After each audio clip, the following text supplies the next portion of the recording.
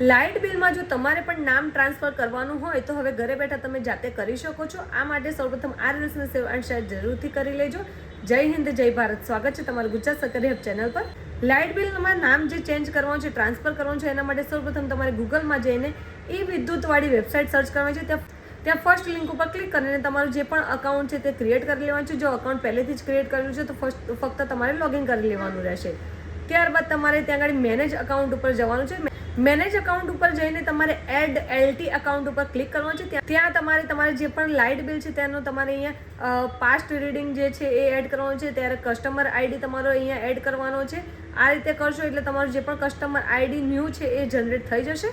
ત્યારબાદ ફરીથી આપણે એલટી નેમ ચેન્જ ઉપર આવી જવાનું છે. ત્યાં તમે ક્લિક કરશો. ત્યારબાદ બિલને લગતી જે પણ ડિટેલ્સ અહીંયા માંગવામાં આવે છે તે તમારે ફિલઅપ કરવાની છે. આટલું કરશો એટલે તમે ડાયરેક્ટ પેમેન્ટવાળા પેજ ઉપર આવી જશો. અહીંયા જે પણ લાગુ પડતું હોય તે પેમેન્ટ તમારે અહીંયા કરી દેવાનું રહેશે.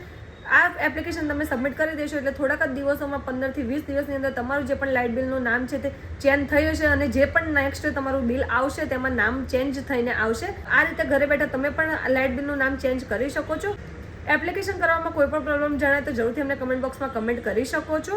આવી જ વધુ માહિતી માટે અમારી ચેનલ ગુજરાત સરકારી હબને like, follow, share and subscribe કરવાનું ભૂલશો નહીં. સાથે જ અમારા વોટ્સઅપ ગ્રુપમાં જોડાવા માટે બાયમાં લિંક આપે છે ત્યાંથી ક્લિક કરીને તમે અમારા વોટ્સઅપ ગ્રુપમાં પણ જોડાઈ શકો છો.